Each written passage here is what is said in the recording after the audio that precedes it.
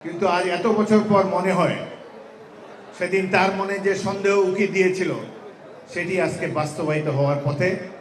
তার প্রকাশ আমরা দেখতে পাচ্ছি।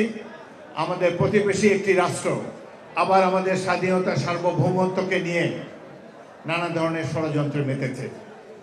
সেই কারণেই এই ৭১-এর ১৪ই ডিসেম্বরের কথাটি উল্লেখ করলাম।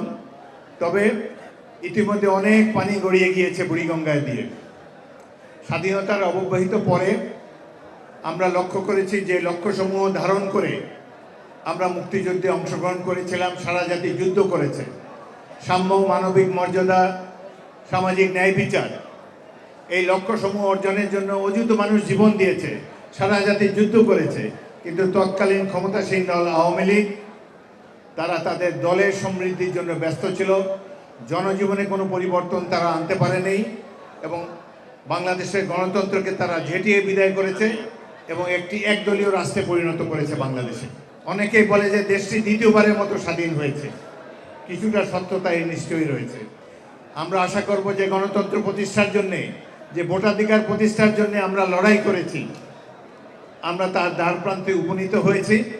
আমরা আশা করব বর্তমান সরকার অতি অল্প সময়ের মধ্যেই গণতন্ত্র এবং ভোটাধিকার অর্জনের জন্য একটি নির্বাচনের রোডম্যাপ ঘোষণা করবেন, যাতে করে ৭১-এর মহান মুক্তিযুদ্ধের লক্ষ্য আমরা যেন অর্জিত হয়েছে বলে দেখে যেতে পারি। আমরা একটা সমৃদ্ধ বাংলাদেশ, গণতান্ত্রিক বাংলাদেশের জন্য সংগ্রাম করেছি এবং আশা করি আমাদের সকলে অংশগ্রহণের ফলে আমাদের সেই স্বপ্ন বাস্তবায়িত হবে।